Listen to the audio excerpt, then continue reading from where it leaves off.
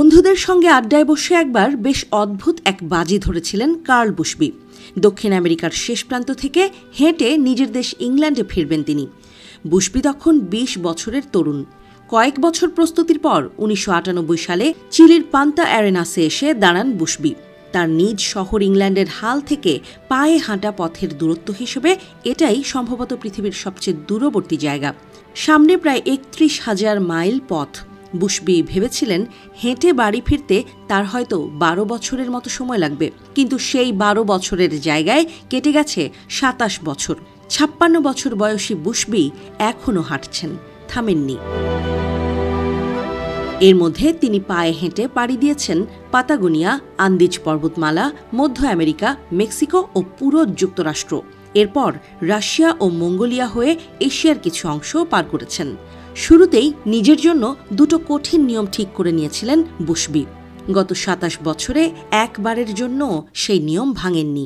নিয়ম দুটি হল, সামনে এগোতে কোনো যানবাহনের সাহায্য নেওয়া যাবে না এবং হেঁটে গন্তব্যে না পৌঁছানো পর্যন্ত বাড়ি ফেরা যাবে না। বুশবি তার এই অভিযানের নাম দিয়েছেন গোলিয়াথ এক্সপিডিশন। বুশবির এত সময় লাগার কারণ, কখনো অর্থের অভাব, কখনো ভিসার জটিলতা। এর মধ্যে ছিল রাজনৈতিক বাধা আর ভ্রমণ নিষেধাজ্ঞা। কোভিড মহামারীর কারণেও অনেকটা সময় নষ্ট হয়।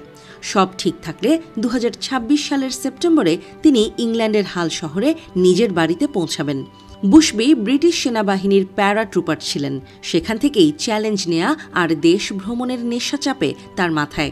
শুরুর দিকে কেউ তাকে খুব একটা গুরুত্ব দেননি। পকেটে মাত্র $৫০০ নিয়ে তিনি পথে নামেন। তবে ধীরে ধীরে দিন বদলাতে শুরু করে। পরিবার থেকে কিছু আর্থিক সহায়তা আসে। তার এই অবিশ্বাস্য অভিযানের কথা ছড়িয়ে পড়লে সাধারণ মানুষও সাহায্যের হাত বাড়িয়ে দেন। এগিয়ে আসে বিভিন্ন কোম্পানি। ২০০৩ সালে কানাডায় পৌঁছানোর পর তার অভিজ্ঞতা নিয়ে বই প্রকাশের চুক্তি হয়।